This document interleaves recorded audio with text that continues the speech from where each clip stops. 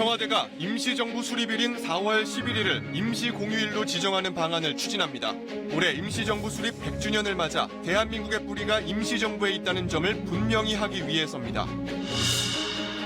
트럼프 미국 대통령이 북미 정상회담을 앞두고 서두르지 않겠다는 말을 5번 반복했습니다. 회담장에 김정은 위원장을 불러놓고 이런 말을 던진 이유를 알아봤습니다. 이른바 환경부 블랙리스트가 청와대에 보고됐다는 검찰 수사 경과와 관련해 자유한국당이 초대형 블랙리스트라며 맹공을 퍼부었습니다. 청와대는 적법한 감독권 행사라며 먹칠을 삼가달라고 반박했습니다. 현대차 그룹이 차량 결함을 의도적으로 은폐했다는 의혹과 관련해 검찰이 압수수색에 나섰습니다. 현대 기아차는 엔진 리콜 적정성과 관련해 미국 검찰의 수사도 받고 있습니다. 아파트 입구를 통과할 때 차단기를 바로 올리지 않았다는 이유로 입주민이 경비원을 폭행하는 일이 또 일어났습니다. 경비일 하려면 꿇고 일하라며 폭언도 퍼부었습니다.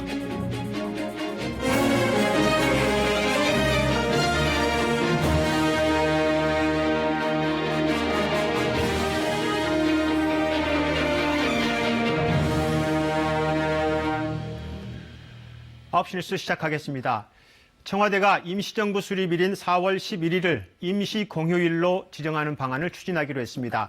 올해 3.1운동과 임시정부 수립 100년을 맞아서 대한민국의 뿌리는 상하이 임시정부에 있다는 의미를 명확히 하기 위해서입니다. 역사적인 의미를 담아서 임시공휴일을 정한 건 현 정부 들어서 처음입니다. 김지성 기자의 단독 보도입니다. 100년 전 3월 1일. 빼앗긴 땅 곳곳에서 자주독립을 선언한 만세운동이 들불처럼 일었고 민중이 이 나라 주인이라는 3.1운동 정신은 한 달 뒤인 4월 11일 상하이 임시정부 수립으로 이어졌습니다.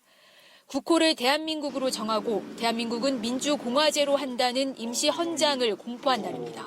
임시정부의 법통을 개성한다고 그렇게 명시를 하고 있습니다. 임시정부 수립을 대한민국 건국의 시작으로 그렇게 보고 있습니다. 청와대가 올해 임시정부 수립일을 임시공휴일로 지정하는 방안을 추진하기로 했습니다. 3.1운동과 임시정부 100주년을 맞아 대한민국의 뿌리는 임시정부라는 점을 명확히 하고 소모적인 건국절 논란을 종결시킨다는 의미를 담았습니다. 임시정부 수립일은 지난해까진 4월 13일로 지정돼 왔지만 11일이 맞다는 역사적 근거가 추가로 발견돼 올해 처음으로 이날 기념식이 열립니다. 국가기념일로 지정된 지 30년 만입니다. 국호와 임시헌장을 제정하고 내각을 구성한 4월 11일이므로 바로 잡아야 한다고 제안했습니다. 임시공휴일은 국무회의 심의와 대통령 재가를 거쳐 대통령령으로 확정됩니다. 정부는 소비 진작을 위해 재작년 10월 2일을 임시 공휴일로 지정한 적은 있지만 역사적 의미를 담아 공휴일을 정하는 건 현 정부 출범 이후 이번이 처음입니다. 청와대는 기획재정부, 고용노동부 등 관련 부처와 협의해 여론 수렴에 나설 방침입니다. KBS 뉴스 김지선입니다. 2차 북미 정상회담을 일주일 앞두고 트럼프 미 대통령과 문재인 대통령이 잇따라 어떤 메시지를 보내고 있습니다. 먼저 트럼프 대통령은 서두르지 않겠다는 말을 5번이나 반복해서 말했습니다. 이 말은 미국 내 회의론자들에게는 이번이 끝이 아니다, 길게 보라. 그리고 북한에게는 미국은 급하지 않다, 시간 싸움 말라, 이런 신호로 읽히고 있습니다. 워싱턴 김홍규 특파원이 전해왔습니다. 2차 북미 정상회담이 일주일 앞으로 다가왔습니다. 하지만 북미 실무 협상은 내일부터나 시작될 것으로 보입니다. 북미 간 핵심적인 협상 결과물을 내기에 빠듯한 시간입니다. 이런 국면에서 트럼프 대통령은 궁극적인 목적은 북한의 비핵화지만 서두르지 않겠다고 했습니다. 5번이나 언급했습니다. There's been no testing of rockets, missiles, or nuclear. So we're in no rush. A lot of the media would like to say, oh, well, you know, what's going on? Speed, speed, speed. No rush whatsoever.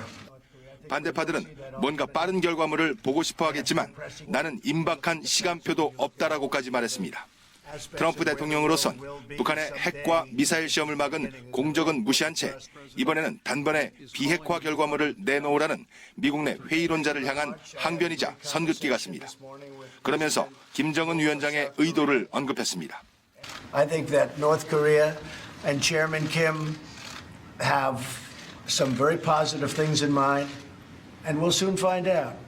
북한의 비핵화 약속과 실행 계획을 이번에 분명히 확인하겠다는 의도로도 보입니다.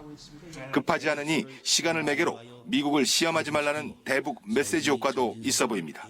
서두르지 않겠다는 트럼프 대통령의 말대로라면 완전한 비핵화는 장기 과제입니다.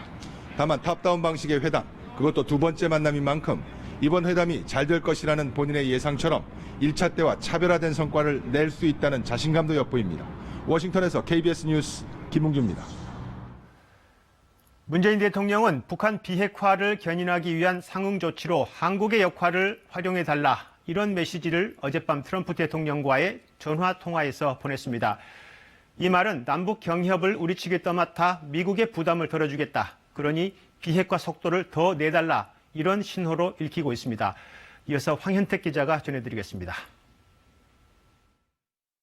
30여 분간 이어진 통화에서 두 정상은 2차 북미 정상회담 성공을 위한 공조 방안을 집중 논의했습니다.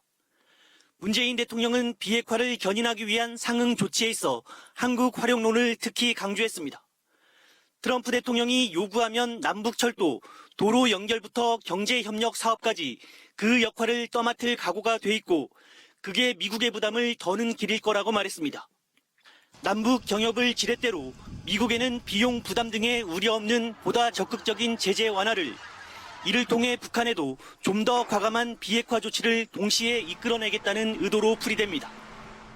우리에게 특히 중요한 것은 남북 관계를 한 차원 더 높게 발전시키는 결정적인 기회가 될 수 있다는 점입니다.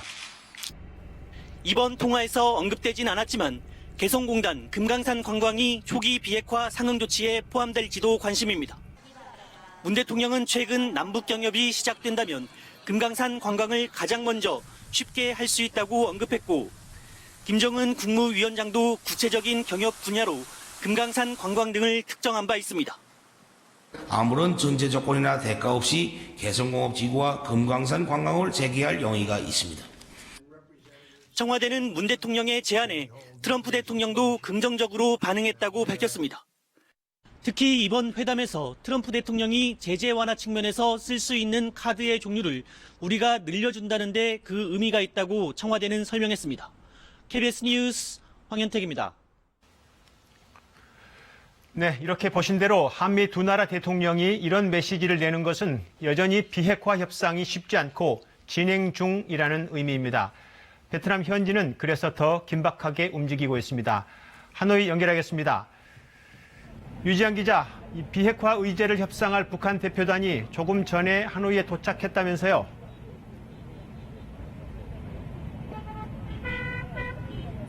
네, 1시간 전입니다.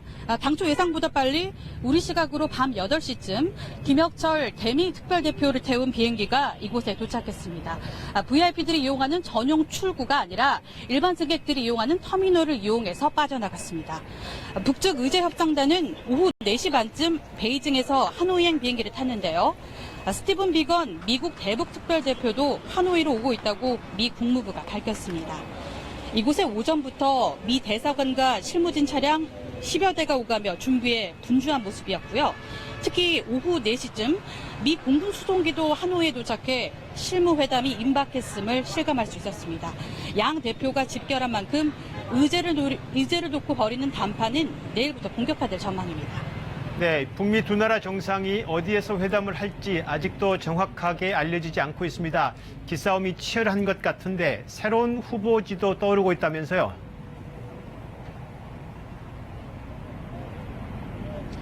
네, 오늘 김창선 부장이 오후에 처음으로 국제 컨벤션 센터를 방문했는데요. 기존의 회담정으로 거론됐던 국가 컨벤션 센터와는 다른 곳입니다. 바딘 광장 쪽에 있는 곳인데 저희 취재진이 확인한 결과 베트남 정부가 27일, 28일 이틀 동안 당을 예약한 것으로 파악됐습니다.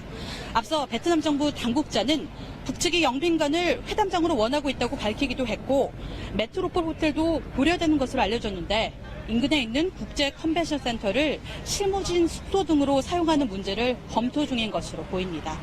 김정은 위원장의 숙소와 관련해서는 북측이 멜리아 호텔로 결정해서 베트남 정부 측에 알렸다고 현지 소식통이 전했습니다. 김창선 일행은 호치민 묘소를 찾기도 했는데 김정은 위원장 방문에 대비해서 동선을 점검하는 것으로 예상됩니다. 또 오전에는 김창선 부장이 메트로폴 호텔로 이동했는데 미국 협상팀도 이곳에 모였습니다. 데니얼 월시 부비서실장과의 의전 협상이 최종 조율 단계에 들어간 것으로 보입니다. 저희 취재진이 박철 아태이 부위원장을 어젯밤 처음 접촉한 데 이어 오늘 낮에도 만날 수 있었는데요. 회담장 어디에서 열리나 물었지만 답변은 하지 않았습니다. 네, 회담 이외에도 두 나라 정상이 다른 행사도 할 것 같은데 어떤 행사가 어디에서 열릴 수 있을지 취재가 된 게 조금 있습니까? 네, 저희가 추가 취재를 한 결과입니다. 북미 회담 기간 하노이 오페라 하우스에서 모종의 이벤트가 있을 것이라는 게 확실시 됩니다. 오페라 하우스 관계자는 회담 기간 동안 트럼프 대통령 등이 이곳에서 공연을 관람한다. 엄격하게 통제될 것이고 초청장이 없으면 공연을 볼 수 없다고 밝혔습니다. 지난 1차 북미 정상회담 때와는 달리 1박 2일로 진행되는 만큼 회담 말고도 다양한 행사가 준비되고 있는 것으로 보입니다. 베트남 하노이에서 KBS 뉴스 유지향입니다. 네, 여기서 북미 협상이 어디까지 왔는지 깊게 진단해 보겠습니다. 워낙 비밀스러운 협상이지만 오늘까지 북미 두 나라의 태도나 발언 그리고 우리 정부의 움직임을 종합해서 이 비밀 협상의 무대 뒤를 들여다보겠습니다. 통일외교부 국현호 기자 나와 있습니다. 네, 김혁철 대미 특별대표가 방금 전 하노이에 도착했다는 소식이 들려왔고 네네. 이게 이제 비건 대북 특별대표를 만날 텐데 이게 네, 2주 만에 그렇죠. 만나는 겁니다. 거의 막판 협상이 되겠죠? 그렇습니다. 이달 초에 이제 비건 대북 특별대표가 평양을 방문했었죠. 그 뒤에 이렇게 얘기를 했습니다. 12가지 이상에 대해서 논의를 했고 양측이 뭘 원하는지 충분히 설명하는 시간을 가졌다. 그리고 이견을 좁히는 건 다음 회의부터다. 이렇게 얘기를 했습니다. 예. 결국 평양 실무회담이 양측이 요구하는 모든 조건을 이제 탁자 위에 올려놓고 이제 논의하는 자리였다면 이번부터 실질적인 본 협상이 시작되는 겁니다. 네, 이번에 실제로 주고받기를 해야 된다는 건데 그렇죠. 사실 북한의 비핵화의 과제는 뭐 핵시설, 핵물질, 핵무기 같은 것들을 없애는 게 있고 네. 반대로 북한이 요구하는 것은 뭐 제재 완화, 관계 정상화 여러 가지 것들이 있습니다. 그렇죠. 어떤 의제들을 먼저 논의할까요? 일단 북한 측 입장부터 그래픽을 보면서 설명을 좀 드리겠습니다. 지난해 평양 공동선언에서 김정은 위원장이 이렇게 얘기를 했습니다. 상응 조치를 취하면 영변 핵시설 폐기와 영구적 폐기와 같은 추가 조치를 취할 용의가 있다 이렇게 밝혔거든요. 영변 핵시설로 상징되는 대표적인 물질이 지금 바로 보시는 플루토늄과 농축 우라늄입니다. 핵무기 원료죠. 이걸 만들었던 대표 시설을 없애겠다. 그리고 검증까지 받을 테니까 상응 조치를 해달라는 겁니다. 예. 지금 언급한 대로 이걸 없애면 미국이 뭔가 해줘야 되는 거 아니겠습니까? 그렇죠. 예. 그게 어떤 것들이 있습니까? 이에 대해서 미국에서 최근 거론되는 상응 조치가 한 두 가지 정도를 꼽을 수가 있을 것 같습니다. 연락사무소로 대표되는 관계 정상화, 그리고 종전의 내용이 담기는 평화선언, 이렇게 두 가지를 꼽을 수가 있을 것 같은데요. 지금까지 취재 그리고 내외신 언론 보도를 종합해서 보면은 북미 양측이 고려하고 있는 카드는 이 정도다, 이렇게 종합을 할 수 있을 것 같습니다. 네.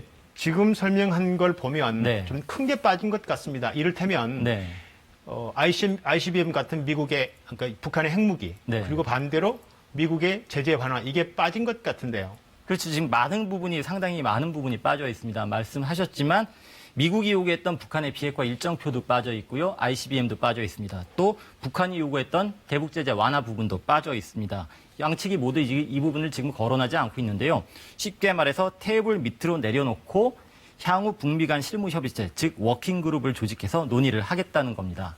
앞서 김은규 특파원 보도에서도 보셨듯이 트럼프 대통령이 어제 서두르지 않겠다 이런 말을 5번이나 했다고 합니다. 그리고 대북 제재는 그대로다 이런 얘기도 했는데 이런 발언들을 놓고 속도 조절이다, 또 대북 압박이다 이런 평가가 지금 나오고 있습니다. 이러면서 2차 북미 정상회담 기대치가 낮아지는 게 아니냐 이런 우려도 나오고 있는 상황입니다. 예, 그 말은 작은 것들을 먼저 해결하고 큰 것들은 좀 장기 과제로 다시 말하면 다음 주에 북미 정상회담 이후에도 계속 협상이 진행될 수밖에 없다 이런 걸로 읽히네요. 지금 작년에 1차 북미 정상회담에서 나온 싱가포르 선언을 보면 상당히 선언적인 내용이었습니다. 말 그대로. 지금 본격적인 비핵화 시작이 되는 게 이번 2차 북미 정상회담이라고 볼 수 있을 것 같은데 북미 두 나라 적대 관계가 지금 수십 년입니다. 이걸 단번에 끝내는 건 지금 보기에도 좀 무리가 있고 이번이 시작이다 이런 점을 좀 염두에 뒀으면 하는 게 좋겠습니다. 네, 알겠습니다. 국현호 기자였습니다.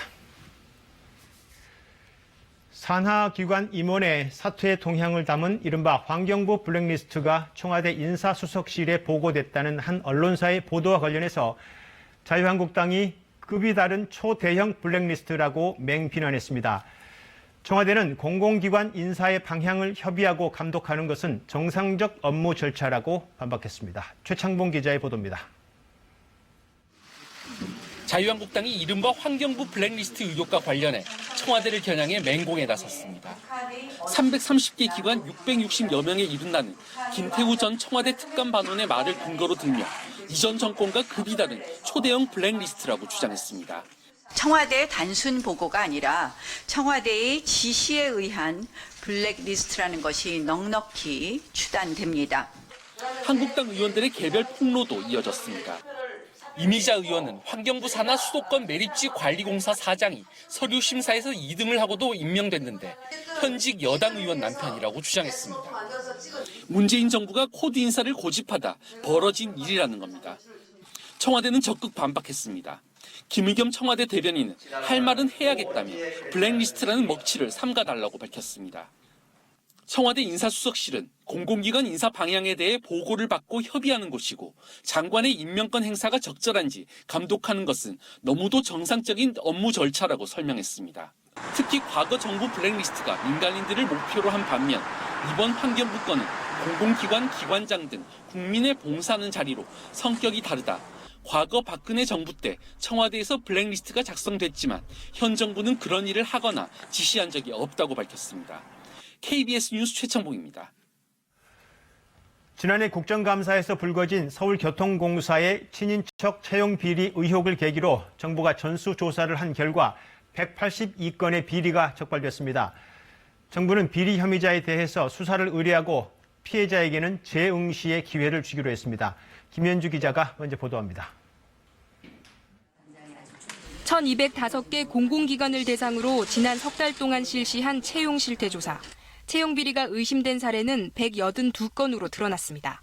신규 채용 과정에서의 비리가 158건, 비정규직의 정규직 전환 비리는 24건이었습니다. 특히 16건이 친인척 특혜 채용과 관련된 것으로 확인됐습니다. 정부는 이 가운데 36건을 수사 의뢰하기로 했습니다.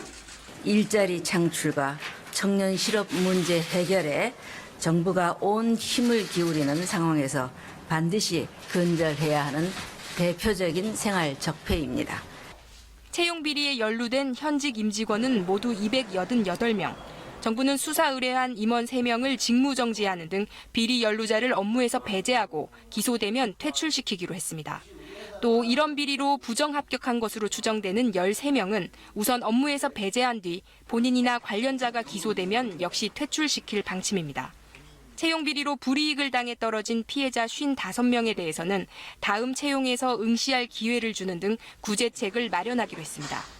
채용 비리를 근절하기 위해 정부는 정기 실태 조사를 하고 임직원 친인척 채용 인원을 해당 기관 홈페이지에 해마다 의무 공개하기로 했습니다. 지난해 국정감사에서 의혹이 나온 서울교통공사는 감사원 감사 중이라 이번 조사에서 제외됐습니다. KBS 뉴스 김현주입니다.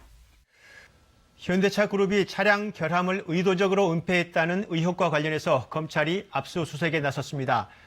검찰은 현대차 그룹이 차량 결함을 알고도 사후 조처를 취하지 않고 차를 계속 팔면서 이익을 받는지도 조사하고 있습니다. 이승재 기자가 취재했습니다. 2017년 현대 기아차에 대해 국내 첫 승용차 강제 리콜 결정을 내린 국토교통부. 운행 중 시동이 꺼지고 연료 호스에 균열이 생기는 등 5건의 제작 결함 때문이었습니다. 대상은 24만 대에 달했습니다. 그동안의 리콜 사례나 소비자 보호 등을 감안할 때 리콜 처분이 타당하다는 결정을 내리고 당시 국토부는 현대 기아차가 결함 사실을 알고도 의도적으로 은폐했을 가능성이 있다며 검찰에 고발했습니다. 이와 관련해 검찰이 본격적인 강제 수사에 착수했습니다. 검찰은 오늘 현대 기아차 품질관리부서와 남양연구소 등에 검사와 수사관을 보내 내부 문서와 전산 자료를 확보했습니다. 압수수색을 통해 검찰은 리콜 규정을 위반했는지 파악할 계획입니다. 특히 세타 2 엔진 결함 등을 인지하고도 조사가 있기까지 은폐했는지가 핵심 조사 대상입니다. 이와 함께 적절한 사후 조처를 취하지 않고 미뤘는지도 조사 대상입니다. 또 결함을 은폐하고 일정 기간 이상 해당 차종을 지속적으로 판매해 재산상 이익을 취했는지도 살펴볼 계획입니다. 현대 기아차는 일부 차량의 엔진 리콜 적정성과 관련해 현재 미국 검찰의 수사도 받고 있습니다. 미국 검찰은 2015년과 2017년에 실시한 리콜의 신고 시점과 리콜 대상 차종의 범위가 적절했는지 등을 살펴보고 있는 것으로 전해졌습니다. 2년 전 안전운행엔 지장이 없다고 주장해온 현대 기아차는 검찰 수사에 최대한 협조하겠다는 입장을 밝혔습니다. KBS 뉴스 이승재입니다. 조현아 전 대한항공 부사장과 이혼 소송 중인 남편 박모 씨가 조 전 부사장에게 폭행을 당했다면서 상해 등의 혐의로 고소했습니다. 남편 박 씨는 조 전 부사장이 자신에게 폭행을 행사한 영상과 사진을 경찰에 제출했습니다. KBS가 이 자료를 남편 박 씨에게서 입수했습니다. 이지윤 기자가 보도합니다. 사진 속 남성, 뭔가에 목이 졸린 흔적이 선명합니다. 얼굴에도 피가 날 정도의 상처가 났습니다. 조현아 전 대한항공 부사장 남편인 박모 씨가 조 씨에게 폭행당했다고 주장하며 공개한 자료 중 일부입니다. 또 다른 사진, 박 씨의 엄지발가락이 뭔가에 맞은 듯 패이고 찢어졌습니다. 박 씨는 아내 조 씨가 자신에게 태블릿 PC를 던져 상처를 입었다고 주장했습니다. 박 씨 측은 조 씨가 일상적으로 폭력과 폭언을 행사했다고 주장합니다. 이거 다 꼬신 건 뭐야, 이거? 어? 네가 딴 소리를 하니까 그렇지. 네가 딴 소리를 하니까. 네가 좀 쓸데없는 소리를 하니까. 너 어떡할까, 내가 그러면 지금, 어? 죽어야! 박 씨는 어제 아내 조 씨를 특수상해 등의 혐의로 경찰에 고소했습니다. 박 씨는 고소장에서 2016년 4차례에 걸쳐 아내 조 씨에게 폭행당했다고 주장했습니다. 또 아내 조 씨가 자녀들을 학대했다는 내용도 고소 사실에 포함시켰습니다. 이에 대해 조 씨 측은 두 사람의 혼인 관계는 남편 박 씨의 알코올과 약물 중독 문제, 아이들에 대한 무관심과 방치로 파탄된 것이라며 의혹을 전부 부인했습니다. 그러면서 박 씨가 이혼 위자료나 재산 분할에서 우위를 점하기 위해 거짓 주장을 하고 있다고 주장했습니다. 또 조 씨가 자녀들을 학대한 사실이 없고 애정으로 최선을 다해 돌봤다고 밝혔습니다. KBS 뉴스 이지윤입니다. 아파트 주민이 경비원에게 욕설을 하고 폭행한 사건이 또 일어났습니다. 서울 강남의 고가 아파트 단지였는데요. 아파트 입구를 통과할 때 차단기를 바로 열지 않았다는 것이 이유였습니다. 방준원 기자입니다. 오토바이를 타고 아파트 단지로 들어오는 남성. 갑자기 멈추더니 경비원에게 갑니다. 네가 젊은 놈이 그런 소리 듣기 싫으면 그냥 이런 일 하지 마. 네가 이런 일 하도 들어왔으면 그걸 해야 될 거 아니야? 폭행까지 이어집니다. 죽으라고 진짜. 맞나? 경비원은 급기야 상급자에게 도움을 청합니다. 대리님, 잠깐 올라오셔야 될 것 같아요. 지금 멱살을 잡으시면서 그러시니까. 하지만 폭언은 계속됩니다. 대리님, 저도 45 먹었고요. 처자식이 있습니다. 처자식 있는 거 잘하니? 경비원은 입술이 찢어지고 치아가 흔들릴 정도로 다쳤습니다. 인중력이 옆에 뚫는데 때리시고 그다음에 무릎으로 낭심. 사타구니 낭심 부분을 좀 받아보고 오토바이 소리만 나도 솔직히 좀 그런 트라우마가 있어요. 폭언을 한 남성은 아파트 주민 43살 권모 씨. 오토바이를 보고도 차단기를 바로 올리지 않았다는 이유였습니다. 오늘 제가 사연 죄송합니다. 제가 좀 늦게 열어드릴게요. 그냥 여기서 지나가다가 돌면 열어. 차단기는 차량이 오면 자동으로 올라가는데 권 씨는 그동안 주행을 멈추지 않게 바로 올리라고 요구해왔습니다. 작년 10월인가? 자동 열리는데 신경 안 쓰니까 인식이 잘 안 돼가지고 조금 늦게 열렸어요. 그런 얘기를 들었죠. 칫솔을 들고 와가지고 그걸로 툭 치려고. 권 씨의 어머니는 입주자 대표회의에서 경비원 등의 용역 계약을 담당하는 총무이사입니다. 일단 저희 직원들이, 보안 요원들이 저 하나로 인해서 또 다른 피해를 보실 수도 있는 거 아니겠습니까? 그런 부분 때문에 좀 참았습니다. 피해 경비원은 2주가 지나도록 권 씨의 사과를 받지 못했으며 곧 정신과 치료를 받을 것이라고 말했습니다. KBS 뉴스 방준원입니다. 동급생에게 췌장이 절단될 정도로 학교 폭력을 당했지만 처벌은 제대로 이뤄지지 않았다며 청와대 청원글이 올라왔습니다. 이틀 만에 17만 명이 동의를 받았는데요. 가해자의 아버지가 사실 왜곡이라는 반박글을 올리며 논란이 일고 있습니다. 김소영 기자의 보도입니다. 18살 김모군이 동급생에게 폭행을 당한 건 지난해 3월. 뒤에서 자신에 대한 얘기를 하고 다닌다며 불러내 무릎으로 복부를 한 차례 가격하고 침을 뱉었습니다. 아침까지 일단 저보고 병원에 가서 해야겠다 하고 잤어요. 숨이 안 쉬어지는 거예요. 상태는 심각했습니다. 췌장이 거의 절단돼 생존 가능성이 희박하다는 말에 응급수술을 받아야 했습니다. 지금도 공황장애와 섭식장애 등 후유증에 시달리고 있습니다. 사람 많은 곳 시내 같은 그런 데 가면 숨쉬기가 좀 많이 힘들어져요. 그때 약을 먹어요. 상해 혐의로 기소된 가해자는 1, 2심에서 징역 8월에 집행유예 2년, 사회봉사 160시간을 선고받았습니다.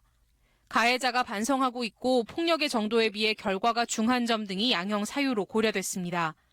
김 군 가족은 청와대 청원을 올려 회복하기 힘든 피해를 입었는데 처벌이 제대로 이루어지지 않았다고 호소했습니다. 자기 근육 이렇게 나오게 해가지고 사진 찍어서 올렸어요. 저보고 얼마를 받고 싶냐고 물어봤어요. 김 군 측 청원에는 이틀 만에 17만여 명이 동의했습니다. 하지만 가해자 아버지가 청와대 청원에 반박글을 올리면서 논란이 일었습니다. 무릎 꿇고 사죄했고 5천만 원 상당의 치료비도 줬다면서 아버지와 큰아버지가 고위공무원이라는 김 군 측 주장은 사실이 아니라고 반박했습니다. 저는 한 번도 없고 오히려 저에게 그 반박문 글을 올린다는 자체가 참 인간적으로 제가 아이들 키우는 부모로서 되게 이해가 안 가요. 논란이 확산되자 경기 북부지방경찰청장은 수사에 문제는 없었다며 합의가 안 돼 감정 싸움으로 비화된 것 같다고 밝혔습니다. KBS 뉴스 김소영입니다. 정월대보름에 나무 더미를 쌓아 달집을 짓고 달이 뜨면 달집을 태우는 세시 풍속, 바로 달집 태우기입니다. 어제 부산에선 달집 태우기 행사 도중 폭발 사고가 일어나 3명이 다쳤습니다. 나뭇가지 더미에 부어놓은 휘발유 때문이었는데 당시 현장 안전관리도 허술했다고 합니다. 신건 기자가 취재했습니다. 달집 태우기를 위해 쌓아놓은 볏짚과 나뭇가지 더미 쪽으로 횃불을 든 사람들이 다가갑니다. 횃불을 집더미에 갖다 대는 순간 펑하는 소리와 함께 거대한 불길이 주변을 덮칩니다. 불붙은 집더미가 안전통제선 밖으로까지 날아가면서 주변은 아수라장이 됐습니다. 네, 달집을 태우면서 그게 환호성 정도로 생각했지 사고가 나가지고 급박한 상황이어서 소리를 질렀다고 생각을 저는 안 했거든요. 갑작스러운 폭발로 2명이 얼굴에 2도 화상을 입었고 1명은 넘어져 병원 치료를 받고 있습니다. 불을 잘 붙게 하기 위해 주최 측이 미리 뿌려놓은 20리터의 휘발유가 문제였습니다. 휘발유에서 발생한 유증기가 달집 주변에 머물러 있다 불을 붙이는 순간 터진 겁니다. 휘발유 쓰면 큰일 나죠. 인화성이 있고 폭발할 때도 있는데 그런 거 쓰면 안 되죠. 민간단체가 주최한 행사라서 자치단체나 경찰에서 따로 안전통제요원을 두지 않았습니다. 달집 태우기 행사의 경우 미리 안전관리 계획서를 작성해 심의를 거치게 돼 있지만 이번 사고가 난 것처럼 1000명 이하 소규모 행사는 예외입니다. 경찰은 행사 주최 측을 상대로 사고 경위를 파악해 안전관리에 과실이 없었는지 따지기로 했습니다. KBS 뉴스 신건입니다. 안타까운 근로자 사망 사고가 또다시 일어났습니다. 현대제철 당진 공장에서 한 50대 용역업체 비정규직 근로자가 컨베이어 벨트에 끼어 숨진 건데요. 부품 교체 작업 중에 변을 당한 것으로 보입니다. 보도에 최선중 기자입니다. 사고가 난 곳은 현대제철 충남 당진 공장 내 철광석을 이송하는 작업장입니다. 오늘 오후 5시 40분쯤 근로자 50살 이모 씨가 컨베이어 벨트에 끼어 숨진 채 발견됐습니다. 이 씨는 컨베이어 벨트 정비를 담당하는 외주 용역업체 소속으로 비정규직 근로자였던 것으로 알려졌습니다. 경찰 조사 결과 이 씨는 동료 3명과 함께 컨베이어 벨트 수리 작업 중이었습니다. 이 씨는 노후된 부품을 교체하던 중 잠시 뒤로 물러났다 옆에 있는 다른 컨베이어 벨트에 빨려 들어간 것으로 추정되고 있습니다. 벨트 컨베이어 이제 그 정비가 필요하거든요. 뭐 낡은 거를 이렇게 교체하고 뭐 이런 것들인데. 노후 부품 교체예요? 현장에서 일하던 동료로부터 사고 신고를 접수한 현대제철은 해당 컨베이어 벨트 가동을 중단했습니다. 경찰은 이 씨가 언제부터 현대제철 당진 공장에서 근무했는지는 확인되지 않았다며 함께 일했던 근로자 등을 상대로 정확한 사고 경위를 조사하고 있습니다. KBS 뉴스 최선중입니다. 현재 10만 원 정도만 내면 민간업체에서 유전자 검사를 받을 수 있습니다. 탈모 가능성은 얼마나 되는지, 혈압과 혈당이 얼마나 높아질지 유전적 특성을 확인하는 거죠. 검사 항목은 12개로 한정돼 있습니다. 그런데 정부가 최근 민간업체가 할 수 있는 검사 항목을 60개 가깝게 늘려줬습니다. 비만, 식욕, 근육 발달 능력 같은 항목을 포함했는데요. 한 업체에는 규제 완화 조치의 하나로 뇌졸중, 파킨슨병, 각종 암 같은 질병 관련 유전자 검사도 허용했습니다. 논란이 적지 않습니다. 김진호 기자가 취재했습니다. 중단하라! 중단하라! 중단하라! 정부의 유전자 검사 규제 완화에 시민단체 회원들이 반발하고 나섰습니다. 암을 예측하는 유전자 검사는 과학적 검증이 부족하다고 주장합니다. 어떤 부분이 질병에 관여하고 영향을 주는지는 아직까지 명확하게 확인된 연구가 없습니다. 유전자 돌연변이가 있다고 해도 반드시 질병으로 이어지는 것도 아닙니다. 실제 암 유전자는 한두 개가 있는 게 아닙니다. 암 유전자 수십 개가 상호작용해 암을 일으킵니다. 이런 복잡한 상호작용을 아직 밝혀내지 못했습니다. 무분별한 유전자 검사가 돈벌이로 전락할 우려도 나옵니다. 질병을 염려해 검사를 남발하면 불필요한 의료비를 쓰는 꼴입니다. 검사 결과를 알고 우울증에 빠지거나 유전자 정보 때문에 보험 가입이 거부되는 등의 부작용이 생길 수도 있습니다. 대통령 직속위원회에서도 부정적 의견을 밝혔지만 정부는 규제 완화를 밀어붙였습니다. 국민들에게 쉽게 설명하고 또 안전장치도 국민들이 참여해서 점검할 수 있게 하고 이런 장치들을 빨리 만들어야 된다. 민간 업체들은 새로운 서비스 산업을 발전시키기엔 여전히 미국과 일본 등보다 규제가 강하다고 주장합니다. 외국 기업들하고 최소한 같은 그라운드에서는 너무 기울어진 데 말고 같은 그라운드에서는 같이 한번 경쟁할 수 있는 기회를 좀 주십사 하는 게 저희들 바람입니다. 정부는 민간업체에 인증제도를 도입해 유전자 검사를 활성화하되 남용을 막고 신뢰성을 높일 계획입니다. KBS 뉴스 김진호입니다. 뉴스 주민 시간입니다. 정윤섭 기자 나와 있습니다. 네, 정 기자, 오늘은 어떤 소식인가요? 네, 뒤에 사진 좀 보실까요? 그러니까 지하철에는 임산부들이 앉을 수 있도록 저렇게 따로 배려석이 마련되어 있는데 저렇게 누군가가 X자를 표시를 한 거고요. 지하철 10량 중에 7량에서 저런 낙서들이 발견됐습니다. 저게 지금 저 배려석이 싫다, 뭐 반대한다 이런 뜻인가요? 뭐죠? 그러니까 경찰이 수사 중인데 아직 범인이 안 잡혀서 그 정확한 이유는 알 수는 없지만 수사까지 하고 있군요. 수사 의뢰로 수사가 시작이 됐습니다. 사진 자세히 보면은 중간에 그 장애인 표시에는 X자가 표시 안 돼 있지 않습니까? 예. 그래서 그 임산부에만 왜 배려를 하느냐 이런 반감 또는 나아가서는 여성에 대한 혐오다 뭐 이런 주장까지 지금 나오고 있습니다. 혐오 얘기가 여기서 또 나옵니까? 네. 관련해서 또 하나 또 보여드릴 게 있는데요. 화면 보시면요. 임신한 남자. 그러니까 누군가 이제 지하철에 타고 있는데 이 임산부 배려석에 앉아 있는 남자를 보고 임신한 남자가 타고 있다 이런 메시지를 보냈고요. 그리고 미개하다 이런 표현까지 등장을 하고 있습니다. 예, 이게 저 임산부 배려석에 대한 여러 가지 태도를 보여주는 것 같아요. 네. 사실 지하철을 타다 보면 본인이 힘들 때 좀 앉고 싶기도 하고, 그렇습니다. 반대로 누군가 임산부가 아닌 사람이 앉아 있으면 한마디 해주고 싶기도 하고, 그렇죠. 좀 복잡한 마음이 드는 자리이긴 합니다. 네네. 예. 그런데 그러면 임산부 배려석에 그럼 과연 누가 앉을 수 있느냐, 임산부만 앉아야 되느냐 이런 또 뭐 질문이 나올 수밖에 없는데 사실 저게 그야말로 배려하는 자리이기 때문에 누구나 앉을 수는 있는 상황이거든요. 예. 그런데도 그 뒤 사진들을 보면 이제 바닥에도 저는 분홍색 표시가 돼서 저희가 임산부 배려석이다 이렇게 알려주고 있는데 남자들이 앉아 있다 이러면서 사진을 찍고 SNS에 돌고 다시 이를 두고 논쟁을 하고 이런 상황들이 계속 반복되고 있거든요. 논쟁이 계속 번지는 건데 사실 앉아 있다가도 임산부가 타면 일어서면 되는 문제이기도 할 것 같은데요. 그렇죠. 그렇게 하면 가장 단순하게 해결될 수 있죠. 그런데 그게 또 안 그런 게 한 조사 결과를 보면은 임산부 10명 가운데 9명이 저 배려석 이용이 불편하다. 그리고 그중 절반 이상이 배려석 자리를 안 비켜줘서 불편하다. 이렇게 답을 하고 있거든요.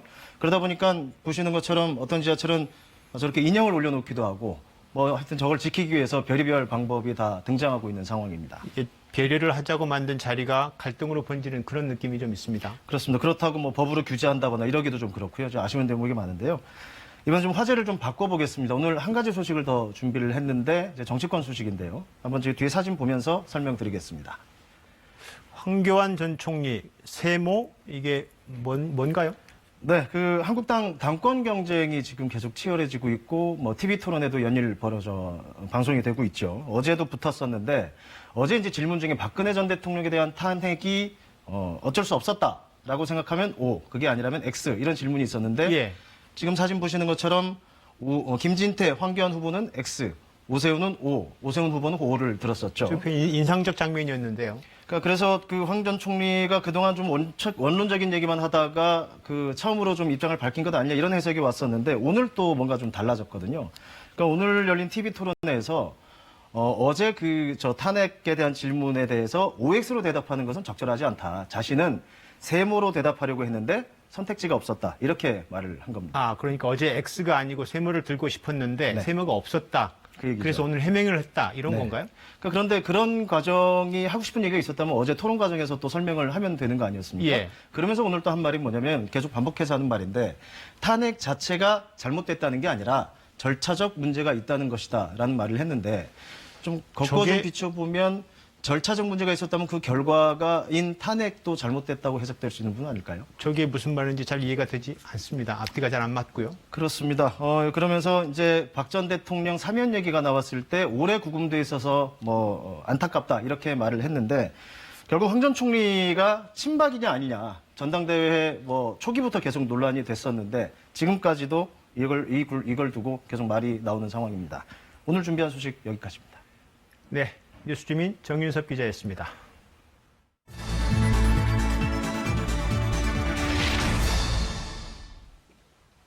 어린이집 교사가 몸이 아프거나 휴가를 냈을 때 그 공백은 대체 교사가 메웁니다. 정부가 지원해서 운영하는 제도지만 보육 현장에선 혼란이 적지 않다는데요. 대체 교사를 1년 미만으로 고용하거나 자주 해고하기 때문이라고 합니다. 보도에 조혜진 기자입니다. 이 어린이집의 보육교사는 한 달 전 갑자기 수술을 받고도 병가를 내지 못했습니다. 대신 일할 교사를 못 구해섭니다. 주반으로 운영하면 30명인데 그 애들을 30명을 교사 혼자서 본다는 것은 절대로 가능하지 않은 일이에요. 여기 앉혀만 놓고 아이들을 할 수 있는 거지. 보육교사 결혼이 있을 때 대체교사를 파견해야 하는 남양주시 육아종합지원센터에는 인력이 한 명도 없습니다. 센터는 예산 절감을 이유로 지난해 30여 명이던 대체교사를 올해는 고용하지 않았습니다. 남양주 지역 650여 개 어린이집 모두 난감해졌습니다. 남양주시는 당분간 일용직 교사로 공백을 메우겠다지만 현실적으로 쉽지 않습니다. 원장님들이 오죽하면 저희한테 대체교사 했던 사람들 전화번호 아시는 경우에는 좀 우리 좀 와서 해줄 수 없냐, 사람을 못 구한다 이러면서.